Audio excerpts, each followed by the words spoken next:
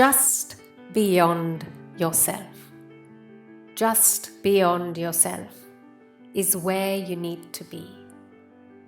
Half a step into self-forgetting, half a step into self-forgetting, and the rest restored by what you'll meet.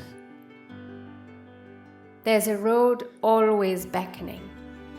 When you see the two sides of it closing together at that far horizon and deep in the foundations of your own heart at exactly the same time. That's how you know it's the road you have to follow. That's how you know it's where you have to go. That's how you know you have to go. That's how you know. Just be yourself. Just beyond yourself.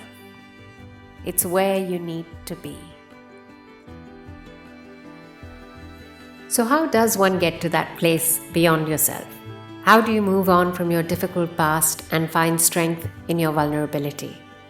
How do you belong to yourself again when you've lost confidence in what you're capable of?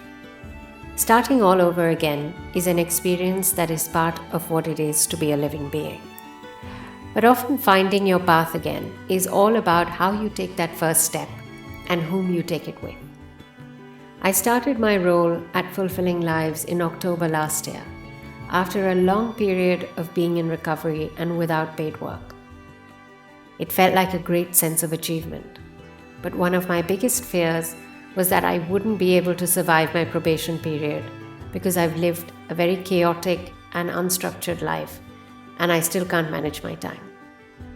And before I know it, the self-saboteur in me kicks in. I can't handle the stress, and I'm at risk of a relapse.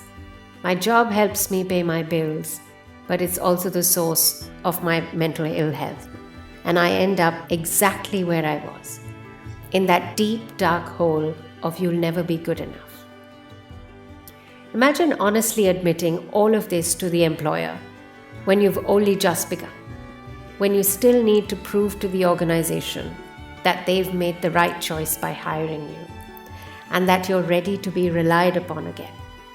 It's a daunting prospect, but that was exactly what I was encouraged to do, but not as part of a pre-employment checklist to determine if the organization can make any reasonable adjustments, but as a dedicated weekly session with someone who is truly committed to help me grow, explore my strengths, understand my limitations, and develop my potential through this role. There are certain things you can only learn as you do them, and there is great power in asking someone what makes them feel well, unwell, or stuck. I definitely needed help with breaking down, exploring, and identifying what makes my life chaotic and unstructured. Waking up in the morning, feeling motivated and focused on my work has been something I have always struggled with throughout my life. How I start my day often dictates the rest of the day, but I have immense capacity to be creative and driven when I'm leading on something I'm passionate about.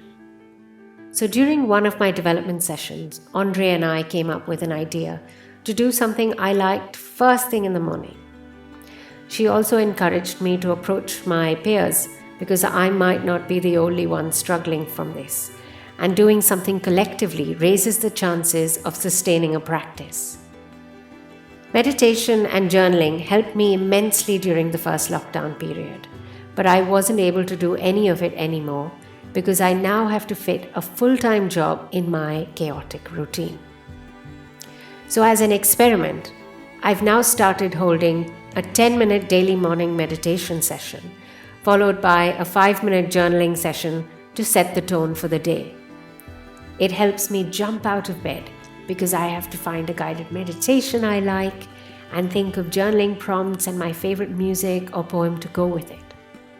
I usually always have company, but on those odd days when everyone is busy, I do it alone anyway, and I'm able to reflect on its impact every week with Andre. It's a significant investment into my well-being, tailored to my needs, and I feel more able and motivated to succeed at work. This example is not just relevant for someone with complex needs, but we all could do with some support to find that place beyond ourselves and be restored by what we will meet. Thank you.